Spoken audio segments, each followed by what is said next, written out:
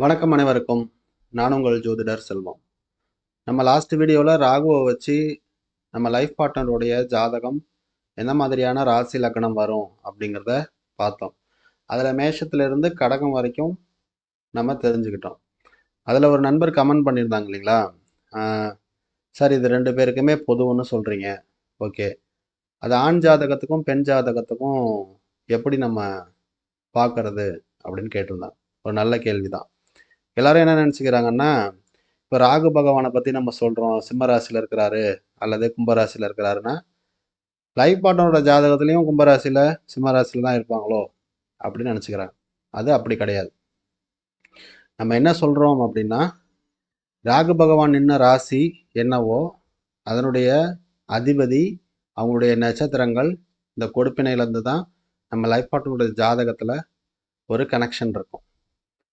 அது ராகுவை தொடர்பு கொள்ளக்கூடிய கிரகங்கள், ராகு அமர்ந்த நட்சத்திரம், இதன் வழியாக நமக்கு லைஃப் பார்ட்னருடைய ஜாதகம் எந்த மாதிரியான கொடுப்பினையில் இருக்கும் அப்படிங்கிறத நாம் தெரிஞ்சுக்கிறதுக்கான ஒரு வாய்ப்பு. சரிங்களா?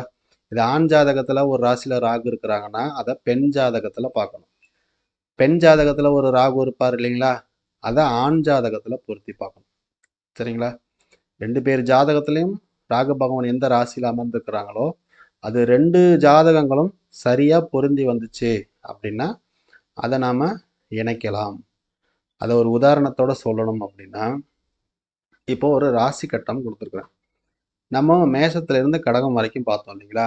இப்போ ஒரு ஆண் ஜாதகம், ஒரு பெண் ஜாதகம், கணவன் மனைவியாக இருக்கிறவங்க, திருமணமானவங்க, அவங்களுடைய ஜாதகத்தை எடுத்துக்கோங்க. உங்களுக்கு மேஷத்திலிருந்து கடகம் வரைக்கும் நம்ம லாஸ்ட் வீடியோவில் பார்த்தோம் இல்லைங்களா. இப்போ மேஷத்தில் ஆண் ஜாதகத்தில் கணவருக்கு மேஷத்தில் ராகு இருக்கிறாரு, மனைவிக்கு கடகத்தில் இருக்கிறாரு அப்படின்னு வச்சுப்போம். இப்போ மனைவியுடைய ஜாதகத்துல மேஷம் விருச்சகம் ராசியா இருக்கா அல்லது லக்னமா இருக்குதா அல்லது லக்னாதிபதி மேஷத்துல விருச்சகத்துல இருக்காங்களா அப்படிங்கிறத பார்க்கணும் ஃபர்ஸ்ட். ரெண்டாவது, மனைவியுடைய ஜாதகத்துல இப்போ இதுல 3 நட்சத்திரங்கள் இருக்குது. பரணி இருக்குது, கிருத்திகை இருக்குது. அஸ்வினியை போட்டு நீங்க கன்ஃபியூஸ் பண்ணிக்க வேண்டாம். பரணி சுக்கிரனுடையது, கிருத்திகை சூரியனுடையது. அப்போ அவங்களுடைய 2 ராசிகள் ரிஷபம், துலாம், சிம்மம்.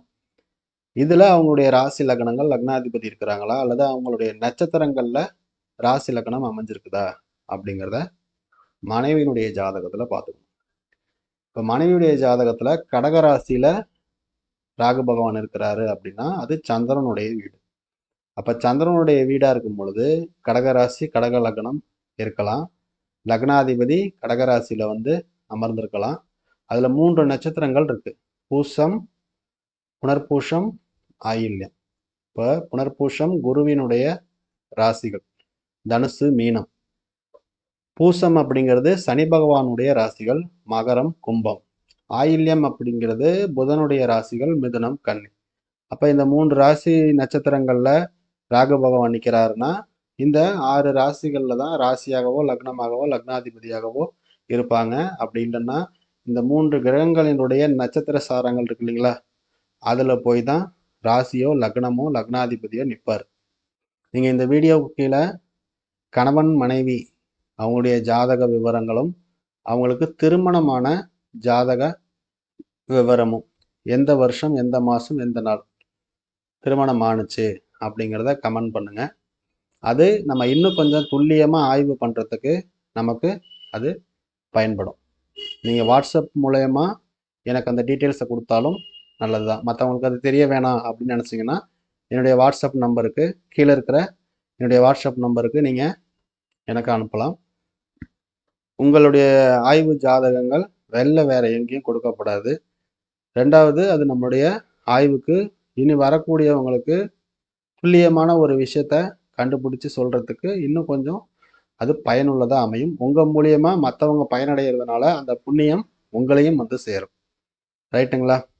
அதுக்கு நமக்கு தேவை என்னன்னா குறைஞ்சது ஒரு 200 ஜாதகங்கள், அட்லீஸ்ட் ஒரு 100 ஜாதகங்கள். அப்போ கப்புள்ஸ் ஜாதகம், கணவன் மனைவி, அம்மா அப்பா, வீட்டில் அண்ணன் அக்கா தங்கை, இப்படி ஃபேமிலியில் இருக்கிறவங்களுக்கு மேரேஜ் ஆனவங்க, அவங்களுடைய கப்பலாக கணவனுடைய பிறந்த விவரங்கள், மனைவியினுடைய பிறந்த விவரங்கள், அவங்களுக்கு திருமணமான டேட்டு, இது மூணுத்தையும் எனக்கு சென்ட் பண்ணுங்க. குறைஞ்சது ஒரு 100லேருந்து 200 ஜாதகங்கள் கிடைச்சதுன்னா நம்ம துல்லியமாக எந்த ராசி, இந்த ராசி தான் வரும், இந்த லக்னம் தான் வரும் அப்படிங்கிறத துல்லியமாக இன்னும் அடித்து சொல்லலாம். ரைட்டுங்களா? அதுக்கு உங்களுடைய பேராதரவு எனக்கு தேவை. கண்டிப்பாக சப்போர்ட் பண்ணுவீங்க அப்படின்னு நம்புகிறேன். கீழே கமெண்ட் பண்ணாலும் சரி, என்னுடைய வாட்ஸ்அப் நம்பருக்கு அனுப்பிச்சாலும் சரி. அந்த மாதிரி எனக்கு ஆய்வுக்காக ஜாதம் கொடுக்குறவங்களுக்கு திருமணம் சம்பந்தப்பட்ட தகவல்களை தெரிஞ்சுக்கலாம். அது நான் உங்களுக்கு கொடுக்கறது. சரிங்களா? நீங்கள் எனக்கு ஹெல்ப் பண்ணுற மாதிரி உங்கள் ஜாதகத்தில், உங்கள் ஃபேமிலியில் திருமணம் ரிலேட்டடாக நீங்கள் என்கிட்ட கன்சல்டிங் எடுத்துக்கலாம். எனக்கு ஆய்வு பண்ணுறதுக்கு திருமணமானவர்களுடைய ஜாதகம், குறைந்தது உங்கள் ஃபேமிலியில் 2 பேருக்கு 3 பேருக்கு திருமணம் ஆயிருக்குது அப்படின்னா அவங்களுடைய விவரங்களும் திருமணமான விவரமும் அது எனக்கு கொடுங்க. உங்களுக்கு நான் பர்சனலாக நீங்கள் கேட்குற கேள்விகளுக்கு எந்தவித கட்டணமும் இல்லாமல் அதுக்கான பதில்களை கண்டிப்பாக சொல்கிறேன். சரிங்களா? கொஞ்சம் டைம் கொடுத்து கேளுங்க. அது மட்டும்தான் நான் உங்ககிட்ட வேண்டி கேட்டுக்கிறது. திருமண லைஃப், நம்ம திருமணம் பண்ண போகிறோம். திருமணம் பண்ணும்போது நமக்கு அவங்களுடைய லைஃப் நல்லா இருக்குமா, சந்தோஷமாக இருப்பாங்களா அப்படிங்கிறத தெரிஞ்சுக்கணும். அதுக்கு நம்ம ராகு பகவான் என்ன சொல்கிறாரு? இப்போது நம்ம ராகு பகவானுடைய கொடுப்பினையிலிருந்து ராசி லக்னங்கள் எடுக்கிறோம். இப்போ இப்படி இருக்கிறது மட்டும்தான் நமக்கு வாழ்க்கை துணையாக வரப்போகிறாங்க அப்படிங்கிறதும் உண்மை. அப்போது இதே ராகு பகவான் தான் நம்ம திருமணத்துக்கு அப்புறம் இந்த இருவரும் சேர்ந்து இருப்பாங்களா, பிரிவாங்களா அப்படிங்கிறத நமக்கு அதில் வச்சிருக்கிறாரு. அதை எப்படி நம்ம தெரிஞ்சுக்கிறது அப்படின்னா, ஒரு பாயிண்ட் மட்டும் சொல்கிறேன். அந்த பாயிண்ட்டை நீங்கள் உங்கள் ஜாதகத்தில் பாருங்கள். அந்த மாதிரி அமைப்பில் இருந்துச்சுன்னா கொஞ்சம் குடும்பத்துக்குள்ளே சண்டை சச்சரவு இல்லாமல் கணவனோ மனைவியோ விட்டு கொடுத்து போங்க. குடும்பத்துக்குள்ளே அனுசரித்து இருங்க. எவ்வளோ நாள் தான் நான் இப்படியே பொறுமையாகவே இருக்கிறது அப்படின்னு கோபத்தை கும்பலிச்சுக்கிட்டு அப்போ தான் அது வரும். அந்த டைமிங்கில் கொஞ்சம் அமைதியாக இருங்க. பிரிஞ்சு இருந்தால் தேவலாமே, கொஞ்சம் டைம் கேப் வேணும் அப்படின்னு நினைக்கிறவங்க மியூச்சுவலாக ஒரு மாதம், ஒரு 10 நாள் கொஞ்சம் வெக்கேஷன் மாதிரி போங்க. கோயில்களுக்கு போங்க. நிறைய இடங்களுக்கு போய் நம்மளுடைய மனநிலையை மாற்றிக்கோங்க. சரிங்களா? ராகு பகவான் நமக்கு எந்த ராசியில் நிற்கிறாரோ அந்த ராசியில் என்ன கொடுப்பினை இருக்குதோ அதுலேருந்து நமக்கு ராசி லக்னம் வருது அப்படின்னு பார்த்தோம். அதே மாதிரி அந்த ராகு பகவான் எங்கே இருக்கிறாரோ அந்த ராசி லக்னத்துக்கு எந்த வீடாக வருதுன்னு பாருங்க. ரைட்டுங்களா? இப்போ மேஷ லக்னம் இருக்கலாம். மேஷ லக்னத்துக்கு விருச்சக ராசியில் ராகு பகவான் இருக்கிறாருன்னு வச்சுப்போம்.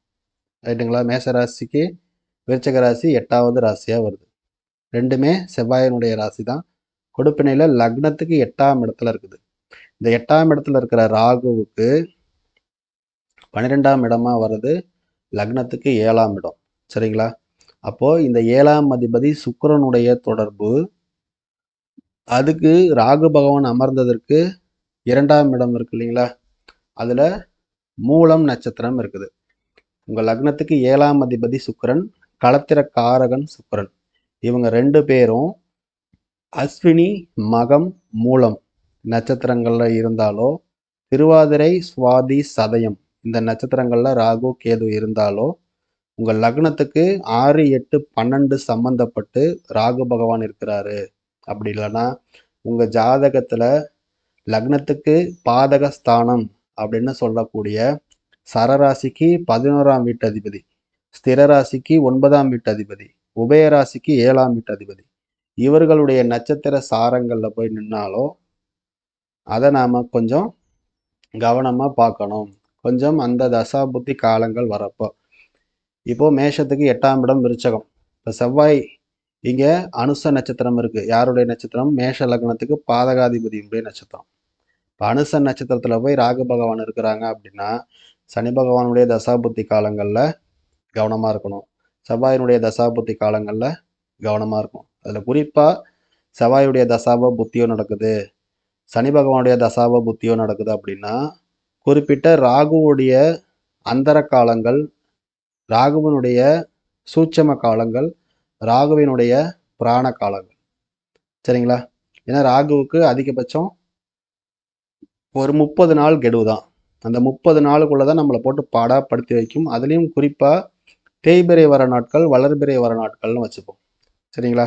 அதில் தேய்பிறை வர நாட்களில் ராகுவினுடைய அந்தர காலங்கள், சூட்சம காலங்கள், பிராண காலங்கள் வருது அப்படின்னா அப்பையும் கவனமாக இருக்கணும். கோச்சாரத்தில் உங்களுடைய பாதகாதிபதி, உங்களுடைய 6, 8, 12 அதிபதி ராகு பகவான் மேலே போகிற காலத்தில் உங்களுக்கு இந்த தசா புத்தி சேமாக வந்துச்சுன்னா அந்த காலகட்டம் நம்மளே இங்கே உங்கள் அம்மா வீட்டுக்கு போங்க, இல்லை நான் கொஞ்சம் வெக்கேஷனுக்கு வெளில போகிறேன், இல்லை இங்கிட்டு டூரு போகிறேன் அப்படின்னு நாமளே கேப் எடுத்துக்கிறது நல்லது. சரிங்களா? அப்போ ராகு பகவான் நிற்கிறது மட்டும் பார்க்காம இது நம்ம ஜாதகம் பார்க்குறப்போ, நம்மக்கிட்ட கன்சல்ட்டிங் எடுக்கிறப்போ இதையெல்லாம் பார்த்து ஃபில்ட்ரு பண்ணி கொடுப்போம். சரிங்களா? நம்ம பொதுவாக சொல்லும் போது இந்த ராசி லக்கணங்களை எடுங்க, எடுத்துட்டு பொருத்தம் பார்க்குறப்போ அதை ஃபில்டர் பண்ணிக்கலாம், எது கரெக்டாக இருக்குது அப்படிங்கிறத. இப்போ நான் இதை உங்களுக்கு சொல்லியிருக்கிறது ராகு பகவானால் வரன் கொடுப்பினையும் சொல்லியிருக்கிறேன். ராகு பகவானால் என்ன மாதிரியான ட்விஸ்ட் நம்ம லைஃப்பில் இருக்குது அப்படிங்கிறதையும் சொல்லியிருக்கிறேன். இதை நீங்கள் பயன்படுத்திக்கோங்க. உங்கள் ஜாதகத்தில் பார்த்துட்டு பயந்துக்காதீங்க, ஐயோ எனக்கு இந்த மாதிரி ஆகிடுமோன்னா ஆகாது. கல்யாணம் பண்ணி வச்சிருக்கிறாரு அப்படின்னா எதுக்காக பண்ணி வச்சிருக்கிறாரு? இந்த வாழ்க்கையை நீங்கள் வாழ்ந்து கழித்து முடிக்கணும் அப்படிங்கிறதுக்காக கொடுத்துருக்கிறாரு. 8ஆம் இடத்துல அமர்ந்து, பாதகாதிபதி நட்சத்திரத்தில் அமர்ந்து இவ்வளோ இருந்தும் உங்களுக்கு கல்யாணத்தை அவர் பண்ணி வச்சிருக்கிறாருன்னா கஷ்டமாக தான் இருக்கும், வாழ்ந்து தான் ஆகணும்னு பண்ணி வச்சிருக்கிறாருன்னு அர்த்தம். சரிங்களா? அந்த கஷ்ட நஷ்டத்தை ஏற்றுக்கிட்டு அதை வாழ்ந்து இந்த பிறவியை நம்ம நல்லபடியாக கடந்துட்டு போனோம்னா அடுத்த பிறவி அப்படிங்கிறது நமக்கு ஒரு நல்ல சூப்பரான பாக்கியம் நிறைந்த ஒரு அமைப்பாக நமக்கு அமையும். அதுக்கு நாம் பிறவி எடுத்ததுக்கான கர்மங்களை கழிக்கிறதுக்கான வாய்ப்பை கொடுக்கும்போது பயன்படுத்தி அந்த கர்மங்களை கழித்து முடிச்சிடணும்.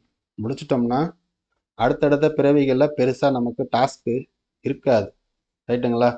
எல்லாருக்கும் வாழ்க்கையில் கஷ்ட நஷ்டம் நிச்சயமாக இருக்கும். அதுவும் கணவன் மனைவிக்கிடையே எல்லாரும் திருப்திகரமாக சந்தோஷமாக இருக்கிறாங்க அப்படிலாம் கிடையாது. அவங்கவுங்களுக்கும் அவங்களுடைய வாழ்க்கையில் பிரச்சனைகள் இருக்குது. அதை சமாளித்து அட்ஜஸ்ட் பண்ணி ஓட்டிகிட்டு இருக்கவங்க தான் அந்த சக்ஸஸ்ஃபுல் மேரேஜ் லைஃப் அப்படிங்கிறத கம்ப்ளீட் பண்ணுறவங்க. சரிங்களா? இப்போ ராகு பகவானால் நம்ம 2 விஷயம் இன்றைக்கி தெரிஞ்சுக்கிட்டோம். அதை உங்களுடைய லைஃப்பில் இம்ப்ளிமெண்ட் பண்ணுங்கள்.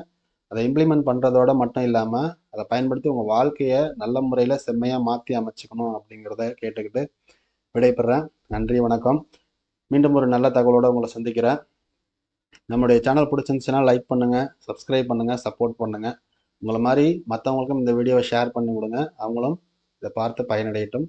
நன்றி, வணக்கம்.